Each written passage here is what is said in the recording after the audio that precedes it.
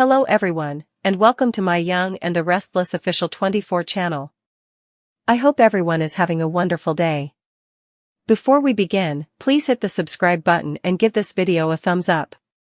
Christine's wedding was supposed to be perfect, the long-awaited moment when she finally walked down the aisle toward Danny, shedding decades of conflict, heartbreak, missed timing, and old patterns that had kept them circling each other for years. But the sun-drenched afternoon at Chancellor Gardens took a dark and unforgettable turn the moment a scream ripped through the gentle hum of guests settling into their seats, and every head turned just in time to see two police officers dragging a wild-eyed, disheveled, red-faced Phyllis Summers across the courtyard in handcuffs, her hair tangled from struggle, her voice hoarse from shouting, her expression a mixture of fury, desperation, and defiant triumph as she yelled that she needed to speak to Danny before it was too late. And Christine, standing at the altar in her champagne silk wedding gown, felt her chest tighten with a dread so intense it nearly buckled her knees. Danny instinctively stepped forward, torn between the woman he was about to marry and the woman who had tormented them for decades, while Nina, Tracy, and Lauren exchanged horrified looks, sensing that whatever Phyllis was about to unleash would not only obliterate the ceremony but detonate the lives connected to it. Guests rose from their seats like a wave cresting, murmuring, gasping, some taking out phones, others stepping back as the officers tried to restrain Phyllis, who kept shrieking that they had the wrong idea, that she wasn't the monster they were making her out to be but a whistleblower who uncovered a truth so dark that it made every dirty scheme she'd ever pulled look tame, and Christine, jaw clenched, demanded the officers remove Phyllis before she could launch into another public spectacle. But just as the officers attempted to escort her away, a third officer ran up the aisle, panting, announcing loudly enough for the entire garden to hear that they had found a body in the old service hall behind the venue, and evidence pointed directly to Phyllis being involved. A stunned, suffocating silence fell over the gathering as Christine's bouquet slipped from her trembling hands, petals scattering like tiny fallen secrets. Phyllis seized the pause and twisted out of the officer's grip just enough to lean toward Danny with raw desperation in her eyes, shouting that the body wasn't just any body, it was someone connected to Christine, someone whose death would unravel everything Christine had tried to hide, someone who didn't die by Phyllis's hand but by a chain of choices Christine had set in motion years ago. Christine's eyes widened with a flash of fear so quick and so naked that even Danny caught it, and he froze, torn between stepping toward Phyllis to demand more and shielding Christine from the chaos exploding around her. The crowd erupted with gasps and whispers as Phyllis smirked through her hysteria, insisting she was being framed because she had stumbled onto the truth while following a trail of lies Christine had buried. She screamed that Christine had enemies far darker than anyone knew, enemies who would kill to keep the past dead, and that the body in the service hall was proof that those enemies had resurfaced. Christine tried to regain control, her voice cracking as she ordered everyone to ignore Phyllis's deranged rambling, but her hands were shaking, her face pale, and her eyes glassy with something dangerously close to panic. Danny reached for her, but Christine stepped back, unable to hide that Phyllis's words had pierced through her composure. The officers tightened their grip on Phyllis, reading her rights as she continued yelling that Christine's past had finally caught up to her and that this wedding was never supposed to happen because someone who wasn't supposed to be dead, someone who had vanished under mysterious circumstances decades ago, had returned in the form of the corpse they found. Gasps rippled through the garden as Phyllis yelled that the dead woman was the key to everything, a name Christine refused to let anyone speak, and Christine suddenly whispered, "No, no, that's impossible," her voice so small it drew instant chills. Nina stepped to her side, fear in her eyes as she asked if she knew who the victim was, and Christine, trembling, insisted she didn't, but her shaking hands told another story. Danny, caught between fury and confusion, demanded Phyllis stop causing pain for sport, but Phyllis screamed back that this wasn't sport, this was survival. She shouted that she found evidence linking the victim to a case Christine had handled early in her career, a case Christine had won by trusting the wrong informant, a case that supposedly ended cleanly but apparently left someone desperate and dangerous alive in the shadows, watching her, hunting her, waiting for the right moment to strike. Christine, chest heaving, insisted Phyllis was lying to sabotage the wedding, but Danny saw through her. He saw fear, real fear, the kind Phyllis couldn't fake for her own theatrics. Just then, a second officer approached with a sealed envelope recovered from the crime scene, marked with Christine's name in handwriting she instantly recognized, and Christine's knees buckled as Danny caught her. Gasps and horrified whispers surged like wildfire as Phyllis screamed that she had tried to get that letter before the real killer planted it on her, that she was being framed because she followed the trail that led to the abandoned service hall, a trail she claimed Christine should have followed years ago. Christine demanded to see the letter, but officers refused, stating that it was now evidence in an active homicide investigation. Guests began fleeing the scene, some crying, others shaking, while the minister stood frozen, clutching the ceremony book that would never see the vows. Danny tried to drag Christine away from the chaos, but she pulled back, slipping into prosecutor mode as she demanded answers, demanded details, demanded control, but it was too late. Phyllis, now pressed against the police car, shouted one final blow. Christine knew this day would come, she knew the truth would come back to bury her. Christine screamed for Phyllis to stop, her voice breaking, but Phyllis yelled louder that the victim's death was tied to a secret Christine made decades ago, a decision she thought no one would ever uncover. Danny stared at Christine, betrayal flickering over his face, silently asking what she wasn't telling him, and for the first time in years, Christine couldn't find a single word. The police shoved Phyllis into the back seat as she continued screaming that she wasn't the killer, that someone set her up because she uncovered Christine's darkest failure. Christine collapsed to her knees, sobbing, begging Danny to believe her, but Danny stood frozen, unable to reconcile the woman he loved with the storm of lies swallowing the wedding whole. The police car sped off with Phyllis still shouting through the glass, Christine surrounded by scattered petals, broken vows, and the collapse of everything she thought she had safely buried, while Danny whispered her name, not with love, but with a fear that the woman he was about to marry might be hiding a truth more devastating than Phyllis's madness could ever fabricate. But the chaos didn't end with Phyllis being driven away, because the moment the police car disappeared beyond the gates of Chancellor Gardens, the energy in the courtyard shifted into something even darker, heavier, and more suffocating, as if the truth Phyllis had screamed was now crawling through the air and wrapping itself around every guest who remained frozen in shock. Christine, still on her knees, struggled to breathe as Danny hovered a few steps away, his face etched with confusion, fear, and the unmistakable wound of betrayal that cut through her like a blade sharper than any accusation Phyllis could ever throw. And when she reached for him, desperate to ground herself in the only person who could pull her back from the edge, he stepped back, not harshly, but with a measured caution that stabbed her with more pain than a physical blow ever could. The silence that fell between them was so deep it drowned out the murmurs of the lingering guests, the crackle of radios from the cluster of officers still combing the venue, and even the rustling of the trees swaying above them. Nina knelt beside Christine, gripping her shoulders, demanding to know whether anything Phyllis said was true, begging her to explain what case, what dark secret, what past mistake could possibly be connected to a dead woman hidden in the service hall of her own wedding venue.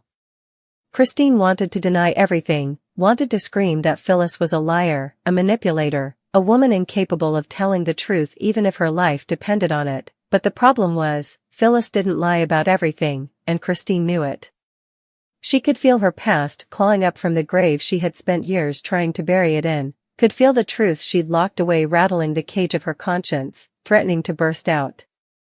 Danny forced himself to speak, his voice quieter than a whisper, asking Christine if she had any idea who the victim might be, and Christine opened her mouth to deny it, but something deep in her chest tightened, stopping the lie before it could escape. And Danny saw it. He saw the hesitation, the flicker of recognition, the terror. Before she could answer, the lead detective, Officer Granger, a stern woman with a clipped tone and eyes sharp enough to cut steel, approached with 4 other officers, asking Christine and Danny to come with them to the station for formal statements, making it clear that until they understood the full scope of the crime scene, Christine was not merely a witness but a person of essential interest, a phrase that sent a ripple of shock through every remaining guest. Christine tried to protest, insisting she needed to see the letter addressed to her, that she had a right to know what was found in that service hall, but Officer Granger rejected her request, reminding her that evidence could not be compromised. Danny stepped in, demanding they at least tell him whether the victim had any identifying information, but all Granger would say was that the victim did not arrive at the scene willingly. The chill of those words slammed into Christine so hard she swayed. Danny caught her instinctively, but then let go just as quickly, guilt and uncertainty twisting together in his expression. The minister, who had been clutching his ceremony book like a shield against evil, finally approached, offering a quiet, terrified prayer that the truth, whatever it was, would surface, but his voice was swallowed by the sound of more squad cars pulling in through the gates, red and blue lights flickering across the ruined wedding setup like a macabre reflection of celebration turned nightmare. As Christine was escorted toward the police cars, she saw reporters already gathering at the entrance, tipped off by someone, maybe a guest, maybe a bystander, maybe Phyllis herself as she shouted accusations through the squad car window. Cameras flashed as Christine lifted a trembling hand to shield her face, Danny frozen behind her as if he were witnessing the slow, painful unraveling of a future he thought he finally had under control. Nina tried to follow them, but Granger stopped her, insisting only the involved parties could come. Christine's voice trembled as she told Danny she needed him to believe in her, to trust her, to stay by her side no matter what happened next, but Danny hesitated, his breath shaking as he admitted he didn't know what to believe anymore. Christine felt her heart crack in half. At the station, Christine and Danny were separated immediately. Christine was taken to a small interrogation room, its harsh fluorescent lights making her wedding makeup streak down her cheeks, her hands twisting in her lap as she replayed every detail Phyllis screamed. She tried to think logically, what case had gone wrong? What name from the past could return like this? What enemy could possibly hate her enough to leave a corpse on her wedding day? But one name kept rising in her mind, the one she never said aloud. The one she thought no one remembered. The one she prayed she'd never have to face again. Before she could chase the memory further, Granger walked in with a file in hand, sitting across from her with a look that was neither hostile nor sympathetic, just relentlessly professional. She began asking questions. Where was Christine before the ceremony? Did she go near the service hall? Did she receive any threats recently? Did she know anyone who would want to disrupt her wedding? Christine tried to answer calmly, but her voice wavered as she insisted she had no reason to be near the service hall and that the last time she received a threatening message had been years ago. Granger tapped her pen against the table, watching Christine closely, then asked the question Christine feared most. Do you know a woman named Lila Hartman? Christine froze. Her blood ran cold. Her eyes widened. And that reaction was all Granger needed. Christine whispered, almost inaudibly, that she hadn't heard that name in over 2 decades, since before she became DA, since before her life took the path it was on now. Granger explained that the victim found in the service hall matched the description of a woman reported missing in the early 2000s, someone whose case Christine had touched indirectly during her time in the DA's office. Christine felt nauseous, insisting that Lila's disappearance had never been connected to her, that she had nothing to do with the investigation beyond reviewing a file, but Granger cut her off, revealing that the envelope found at the scene wasn't just addressed to Christine. It held a single sentence, handwritten in ink that had run from moisture. You should have saved me. Christine's heart plummeted, her breath catching in her throat as the meaning sank in. Danny, meanwhile, was in another room, pacing furiously as he tried to explain to detectives that Christine wasn't capable of hurting anyone, that she didn't have it in her to cover up a crime, that the Christine he knew was honest to a fault. But the detectives pressed harder, suggesting that maybe Danny didn't know everything, that maybe Christine hid things even from him, that maybe the reason Phyllis was so desperate to stop the wedding was because she had discovered something Danny himself deserved to know. Danny slammed his fist against the table, insisting they let him see Christine, but the officers refused. Back in her room, Christine fought tears as she finally admitted that she remembered Lila, remembered her as a key witness in a trafficking case that went sideways when the defense tore apart the evidence, leaving the witness too scared to testify. Christine remembered visiting her once, promising to keep her safe, but then losing the case when Lila vanished. She told Granger that she always feared Lila had run away, or worse, because of that failed promise.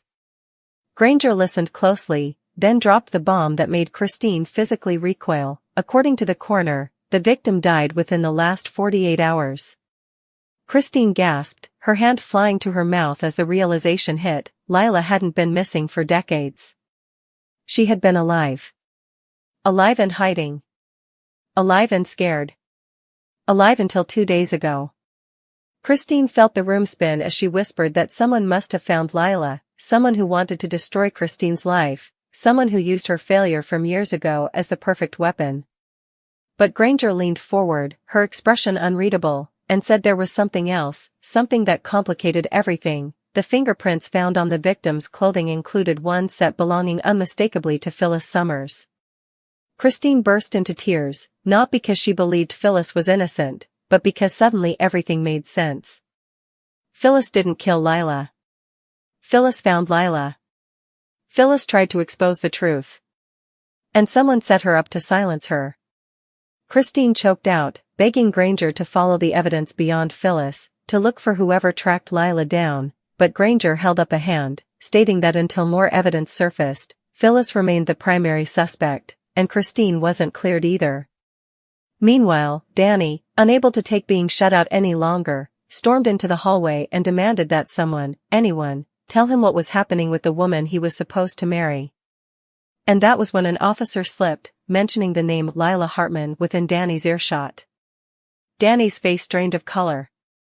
He had heard that name before, long ago, whispered once by Christine when she was exhausted and half asleep, a name she brushed off as just an old case when he asked. His heart twisted painfully. Christine had kept secrets, big ones. And now a woman connected to those secrets was dead. Back in the interrogation room, Christine broke down completely, sobbing into her hands, her wedding dress wrinkled and stained with tears, her entire world collapsing under the weight of a past she thought she'd escaped, a present shattered by a corpse left as a message, and a future slipping through her fingers because Danny no longer knew whether the woman he loved was innocent, or haunted by a truth too dark to forgive. Not for Phyllis, not for Genoa City's gossip vultures, but for herself. Still, the pain of walking away gnawed at her, sharper than she expected. Love didn't simply evaporate, not after everything they'd been through, not after the years, not after the rebuilding, the forgiveness, the second chances. But love could no longer be the excuse she used to stay in a situation that kept breaking her. She turned onto a quieter street, the glow of the city fading behind her, and for the first time, she allowed herself to wonder how Kane was handling it, if he was still in society, frozen, lost, devastated, if he was replaying her words on loop, if he was blaming Phyllis, or himself, or both, if he was finally realizing that passivity had consequences. Lily pictured him sitting at that table, shoulders slumped, hands shaking as he stared at the door she'd walked through, not because she wanted him to suffer, but because she needed him to understand what she had endured, what she had been begging for, what she had tried to save long before he decided to try saving it too. A part of her hoped that this heartbreak would finally light a fire in him, not to chase her in desperation, but to grow, to evolve, to become the man she always knew he could be but couldn't force him to become.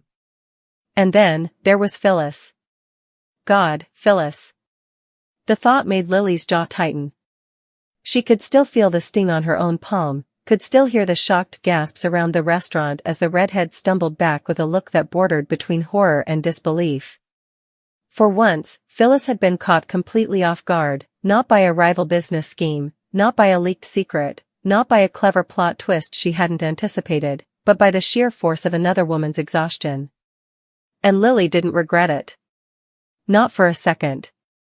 Phyllis had crossed boundaries too many times to count, inserting herself into situations she had no right to be in, whispering manipulative little comments into Kane's ear, stoking every insecurity she could find, and then standing back like a spectator as she watched Lily struggle to hold everything together. And when Lily finally snapped? When Lily